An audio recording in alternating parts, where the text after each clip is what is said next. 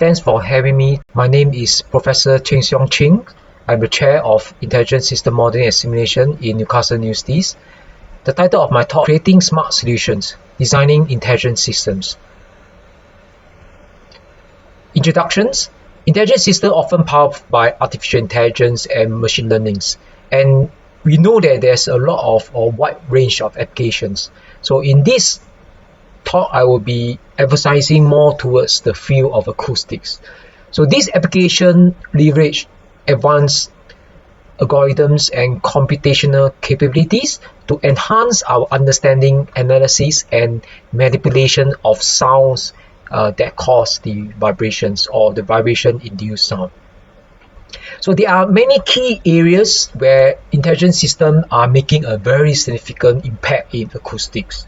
Okay, so I'm here trying to list down a few examples or a few areas. First is the noise control. It's the intelligent systems that are often employed to actively control the noise in various environments. Okay, and these various environments can be buildings, transportations, or in any industry settings. So they can adaptively adjust to, let's say, sound absorbing materials or manipulate the sound wave to reduce the unwanted noise levels. So another one that is very commonly used in recently is the speech recognition. Okay, it's basically using intelligent algorithms to convert the spoken language into a text so that we can facilitate the application like voice assistance, transcription services, and more accurate voice command in different devices. And the next one will be the music and audio processing. Okay, this is something that in music productions or in media and audio engineering. So AI power systems are used for tasks like audio synthesis, sound enhancements, and automatic music compositions. Okay, so these are something that has been basically currently people have used the acoustic for. And the other one is the acoustic imaging. Okay, it's the intelligent systems that is employed for acoustic imaging, trying to visualize the sound sources, all right, or structural defects in materials by analyzing the acoustic data. And the next one will be the environmental monitoring. So it's often using the acoustic sensors and combined with some AI you can use to do some monitoring for environments such as wildlife, weather conditions, or even earthquake detections. So you can see that some of these things you probably have heard before, and mostly they are using the acoustics to accomplish all these tasks. So another one will be the health and medicine. Okay, is acoustic technologies are used in medical diagnostics, treatments also. Very common one is the ultrasound imaging, hearing aids, detecting anomalies in human body through sound analysis. So we need to analyze the sound. So the next one will be the noise predictions. Okay, so noise predictions, you can see that basically the AI-driven model can predict and simulate noise level at different scenarios. So you can help what I would say for most of these planners or these architects or even engineers to design a quiet and more livable space, okay, in the urban architecture. All right, so this something is also quite useful. And also for security as well, they use acoustic signatures for security purposes, such as the gunshot detections. I mean, it probably will not happen in some other part of the country, but in some other areas that probably will be important, and recognitions of abnormal sound in very critical infrastructure. And the last one will be the language and or even some what I call the different dialects analysis or different language. You try to understand the languages and dialects, okay, which has application in linguistics and speech research. All right, so this is not the exhaustive list. You can see that there's many that to come because of the advance in the technologies. So I just want to illustrate a very simple applications. I think if you can download some of these BirdNet, okay, it's basically recognizing the sound coming from what type of bird species. All right, so you can download these, and then let's say for example, you can hear the hornbill that is making some noise. You can actually the apps can actually detect, okay, based on the spectrogram that you have abstract, you can actually point towards what type of bird species that sound come from. All right, so this is something that you can see. So another application is acoustic event detections. All right, so you can see that the Amazon has LSR guard sound detections. Basically, it helps to detect whether is there any broken glass or gunshots. Then the device will trigger, and sometimes they do the computing in the crowd just because of the device itself do not have any computing resources, so they bring that into the crowd for computing before it give the outcome, which you can see from the right hand side the screen on your handphone. All right, so this is something that you can think that is very common nowadays. And also context aware devices that probably in hearing aids, which will prompt you and show it that okay, you have faced a drain, be careful, very near to the curb, and then there's some how they can help to provide a kind of visual message because you do not have a very good audio systems. All right, and for autonomous car, you can find that definitely the acoustics can help in the event of detection and reinforce the image or the object recognition systems. Okay, so this is something that you can see. And also in the assistive technologies, you will find that it also help to create captions. Okay, based on the sound that they detect, they can even write in terms of text that okay, this man is trying to throw or something into the blender, and so on and so forth. Okay, so you can describe this event in terms of text.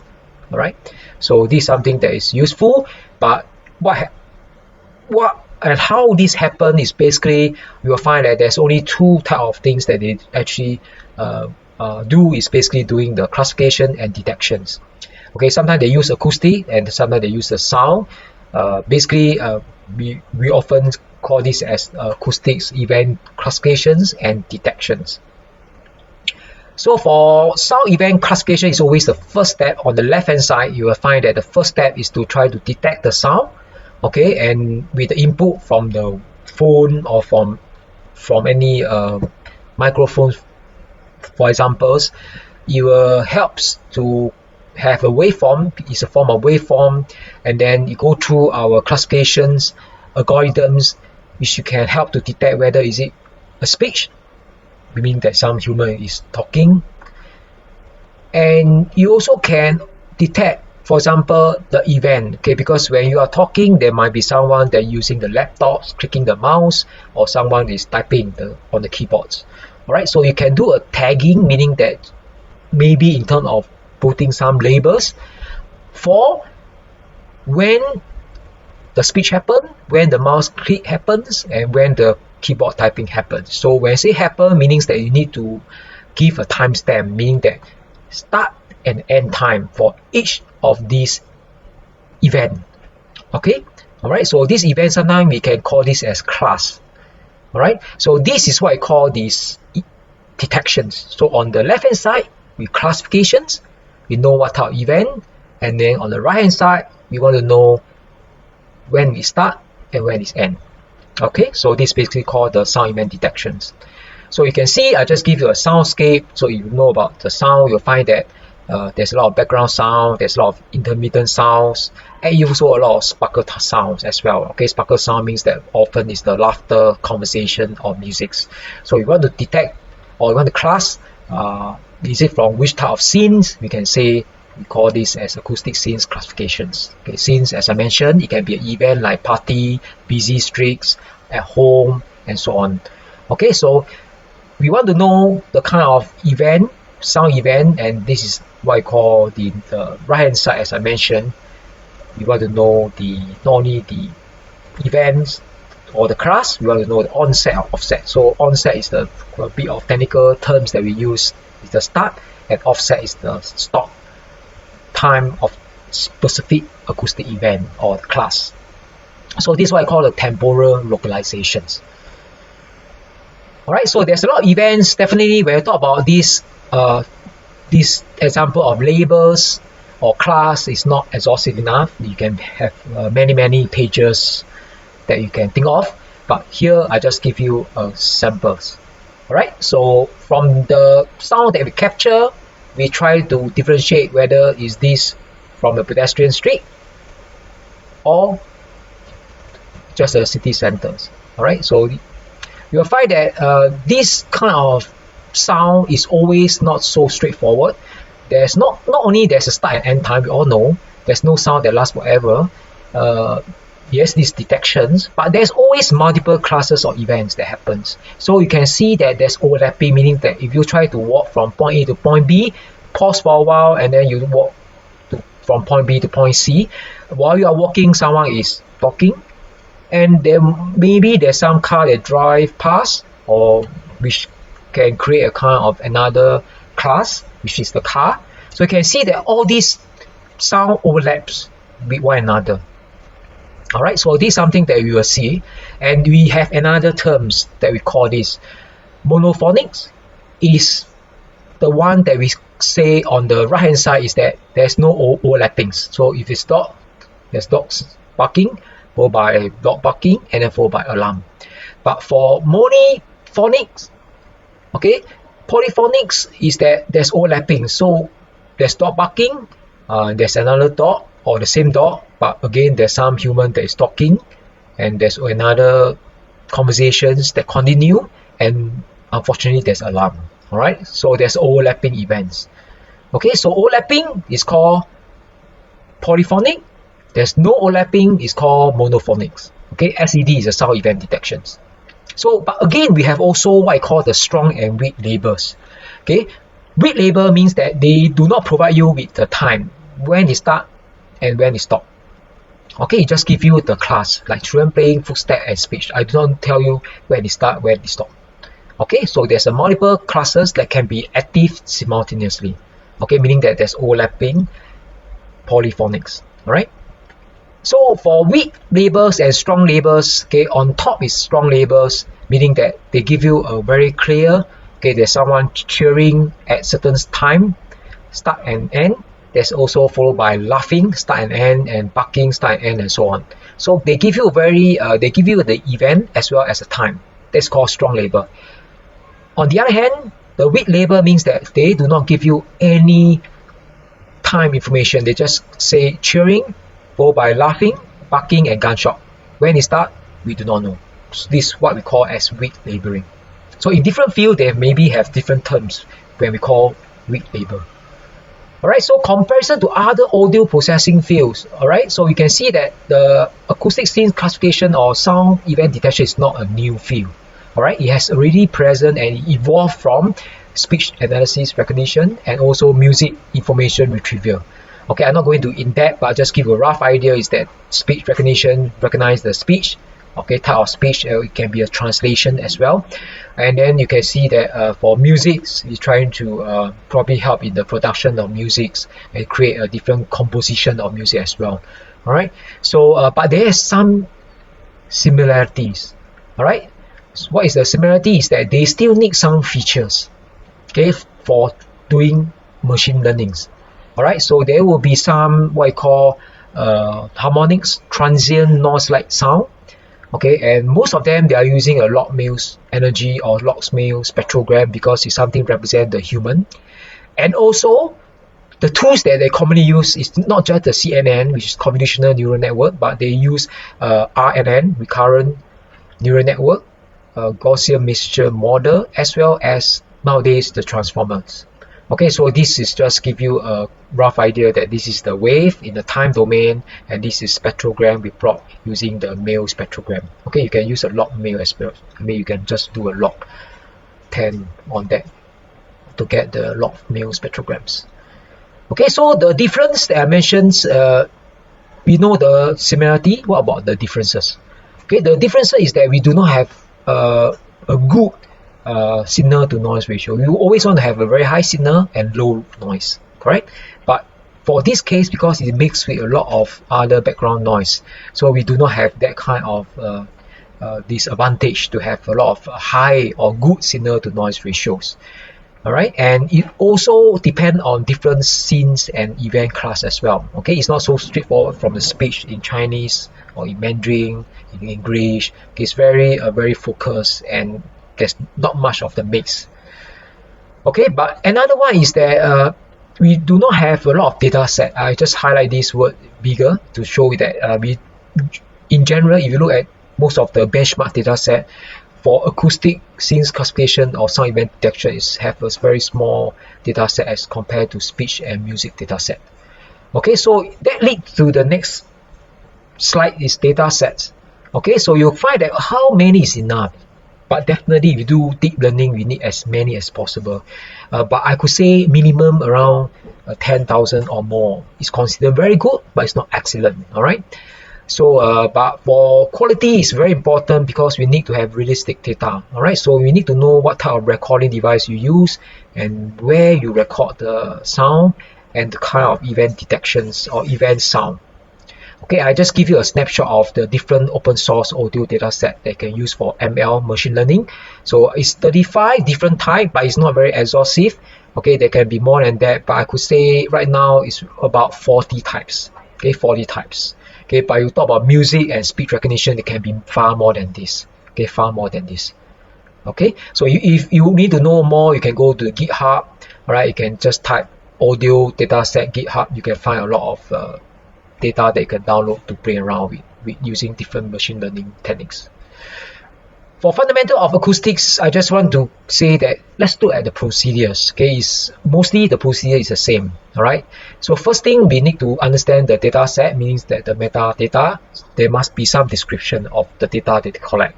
All right. And then you just perform some exploratory data analysis, which in short called EDA. Try to understand how this data interact with one another. Okay, and then you can play or look at these audio file spectrograms and a lot of zero crossing or different type of signal processing. All right, and then you need to augment the audio set because sometimes we don't have a lot of data set, so you need to change the pitch, okay, the speed, add some noise, stretching, crop part of it, mask some of this amplitude at different time scale and shift the waveform towards the left or right just to increase the number of data set. Okay, so we also do some pre-processing to extract the features. Okay, we need features to do machine learning. All right, and then followed by training, validation, and then testing. All right, so I'm not going into detail, but I think most of you know that we need to split the data into training, then you validate that, and then you test on unseen data set. And, okay, we train on data set, we validate on the validation set, and then we do an independent test on the testing data. All right, so this is just a quick summary that the training, validation, and testing, this is the procedure. Okay, a lot of us always mix validation with testing. Okay, testing will be the last one. Let's look at one of the data set that we have. This is called urban sound 8K. Okay, why is it called 8K, not 9K, 10K? Because there's around 8,000 plus kind of samples. All right, this is the data set. So you can just do a search, urban sound 8K data set. You can find a lot of platform that provide the avenue for you to download the data set. Okay, so just a snapshot. Okay, in the CSV kind of metadata, meaning that they show you what is all this data is about, the wave, what is the start, this is just the ID, the start and end time, and 4 meaning that sometimes they repeat. Okay, and then sometimes folder they can means that is in the folder 5, okay, folder 5, folder 6, folder 7, all right, and the class ID, because we don't really spell everything, we just say 2 means children playing, 4 means drilling, and so on. All right, so this is something that you can also spell on the other columns. All right, so there's about 8,732 label. Okay, it's a label sound data set that we use, and you can see that this is supervised learning, and from 10 classes, from 0 to 9. Okay, I mean, why is 10 classes? I'm not sure, but they can be more than that. But it's trying to restrict the data set into a kind of numbers that you can easily download and play around with your different type of machine learning methods. Okay, so you can see that the wave files go through training data. Basically, here is how we create a data loader. All right, meaning that how to load the data. Alright, so you can see that these are the name of the files in wave format. You know the start and end time, it is at which folders that sometimes you need to extract. Okay, the class ID and the class. Alright, so sometimes we just want to have the class ID and the location of the wave file because we want to input the wave and then convert that into spectrograms. So we need to know the locations. Alright, so this is in general the procedures. And then we look at the first procedures, that is the exploratory data analysis, EDA in short. We look at different class to see out of these 10 classes, which class has a bit more data set. Alright, and then you know that each of these recording is done in 4 seconds. Some you can see that is 3 point something, right? And also some is 4 point something. Alright, so there's a different type of length for the recording or duration for recordings. So we want to analyze the audio file like the airport in Barcelona. You can see that okay, this was the sound that they recorded using the instruments. Okay, and then you can have 8,732 to play around. So you find that this is this amplitude versus the time, and you can convert this into the amplitude and also in terms of the time as well as the frequency, which is highlighted by the different colors. And then you can have mu spectrograms, okay, or you can just times log 10 and then convert into the log scale spectrogram as well. Okay, so you can also look at the zero crossing, okay, meaning that the time it crossed the zeros, and the spectrum centroid, which sound look more heavy, and then the MFCC as well. Okay, so there's many things that you can play around in the signal processing. You can even determine what is the fundamental frequencies. The full spectrogram you can split into harmonic spectrogram and percussive spectrogram as well. And then this basically you doing some pre-processing. Alright, so these are the steps that we usually do in doing the pre-processings. We look the audios, convert to a desired number of channels because we have 2 channels. If you know your microphone well, you have channel 0, channel 1, or sometimes they call it channel 1 and 2. And then you can fix the length and resample to apply to single channel or 2 channels, create the spectrograms, and then you have to store the spectrogram into somewhere. Alright, so this the snapshot of in terms of text, I put in terms of flowchart for you to see. Okay, so for model pre-processing, we load the audio file as I mentioned, and then we give the audio to a desired number of channels. Okay, so if this new channel is 1, we treat it as 1, and so on and so forth. Right? So we just convert this into a number of channels, and then we truncate the signal to a fixed length of milliseconds, because you know that not many is 4 seconds, so we want to control this to make sure that all is 4 seconds. Alright, and then we have the resample applied to a single channels. We try to resample 1 channel at a time.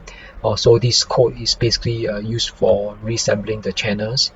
And then we do a time shift. Okay, so we make sure that when we do a time shift, we can shift to the left or can shift towards the right as well. Okay, so these are things that we do, and then we create a spectrograms, and then this is a spectrograms that we can create, all right, based on the FFT size, there's number of bins. Let's say for this case is 64, all right, and then we can return the spec. Okay, these are all the modules that we use. All right, so under these modules there's a command that we can use, and these are the standard attributes or parameters. We can amend the spectrogram by masking some sessions. Okay, meaning you can see here we mask some session because somehow we do not want to have this. We mask it. We can create a bit more data set, and this consider another new data set. Alright, and then we also prepare in batches.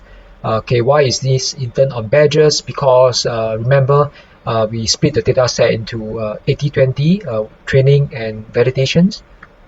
Okay, alright, and then we can create training and validation data loaders. Alright, and then this is a snapshot that how we actually split it. Okay, Y means the label, X means the data inputs. Okay, alright.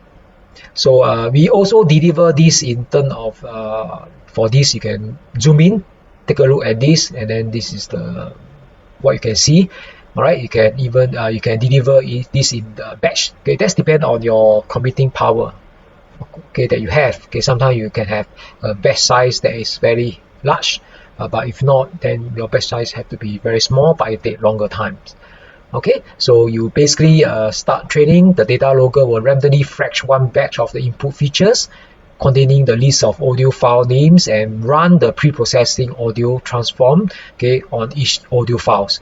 And then you will fetch the batch of these data labels containing the class ID, remember the class ID 0 to 9, and then you can output one batch of training data at a time, which can directly be fed as input to our deep learning model.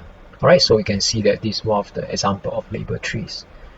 Okay, so this audio from the file get loaded, okay, into our NumPy array. Okay, so we can sample it at 44.1 kHz, which is a very common one, at about 4 seconds. Right, so you can see that that will give you around 176,400. Okay, if you times the frequency, okay, the cycle per second times the second, you can roughly know that this is the samples. Okay, there is a channel 1 with this size of the samples, but you can have two channels, but you sample at different frequency that is much more higher, means you sample faster, you have more samples. Okay, you have more samples, and this is just to indicate that it's the two channels, and these are the sample size. So we tend to use two channel, but we sample at 44.1 kHz, okay, for example. Alright, so this is the time shift data augmentations, as I mentioned this before, and this is a very program that has been written, okay, to indicate the number of channel, the frequency band 64, and the time step, okay, 344. Alright, so we just need to just apply these attributes, okay, to the functions. Okay, then we do a training and followed by testing. So a quick note, because we are using largely on the CNN based methods, so just a quick note on that. I believe everyone know about this. Just to refresh, is that we have the input volumes, okay, that is 32 by 32, okay, width and height, and then 4 by 3, okay, and we have 10 filters, that is 5 by 5 filters, can be 3 by 3, okay. For this case, I just illustrate by 5 by 5 with the strike 1, move by strike 1, and the pad the edges is 1.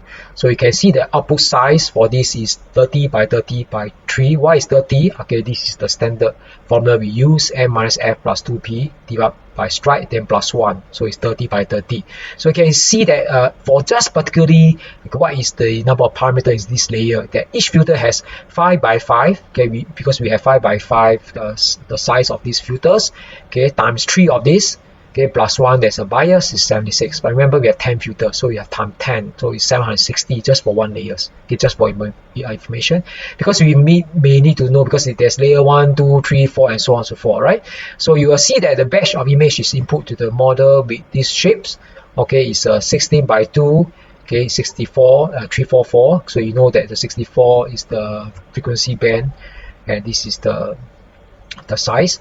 Okay, alright, you can recap on this. You can see that this is the male frequency band, and this is the time step, okay, 344. Okay, alright, and then each CN layers apply its own filters. Okay, just measure this one. It's one layer, I apply my filters.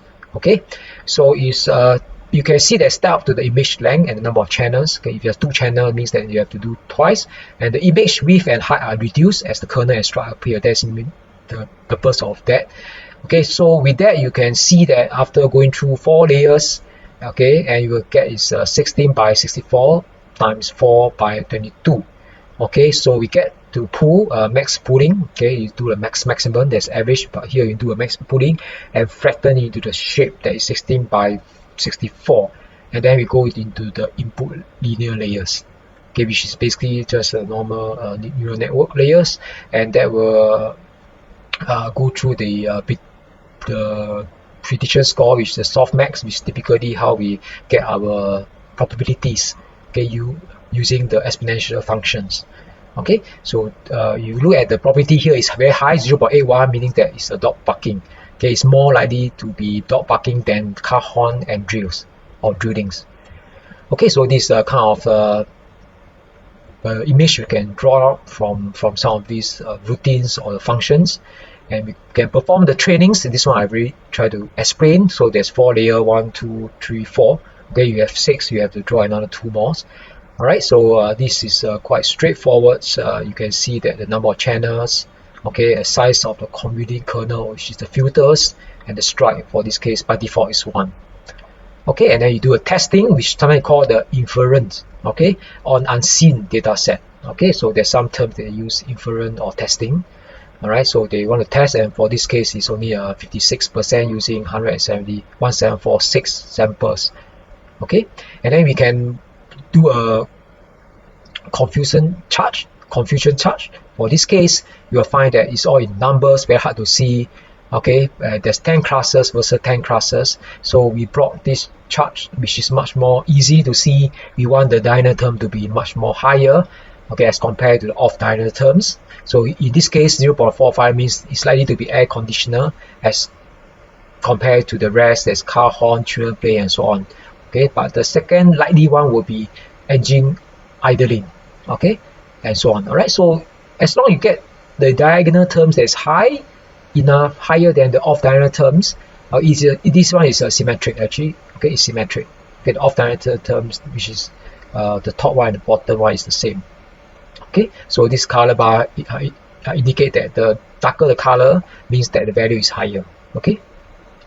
So what about implementation? We can write all this code and so on and so forth and test out in Python or even Jupyter Notebooks or even PyCharm. But how do we actually try to implement this? Okay, you can implement this by looking at some of the devices that you can purchase in the internet. For example, I myself bought this ST microphones, and then I have also bought the microcontrollers, which there's a software platform for me to code, alright, to code what we have seen here, right? All these, okay, SDK, and then dataset, which I can save in the SD card, which nowadays can be quite high capacity. Okay, and I can output the results, okay, into the handphone. It can be most, for my case, is Android phone because it's much more easier to use as compared to the iPhone. And from there, I can actually do a very simple apps, okay, using MIT Inventor, for example. Okay, and then I can put this hardware on the left in some other places, like near to my window, and then I can test out whether by this hardware or this microphone knocking on the door or window, or dog is barking, cat is meowing, and so on. Okay, so here I can actually have more than just indoor and outdoor kind of classification. I can have indoor visual display that you can do, and this is not expensive and quite easy. So with that, I just want to conclude is that intelligent system has revolutionized the fields of acoustics by providing a very sophisticated tools for analysis, control, and enhancement of sound. This applications not only improve our daily life, but it also is a far-reaching impact across many industries, okay, which I mentioned in the early slides. Is from entertainment to healthcare and to environmental monitoring. And in fact, it has been now using in the climate change monitoring as well. Right, so this is something that we can look forward. And thank you very much. And question and answer. Thank you.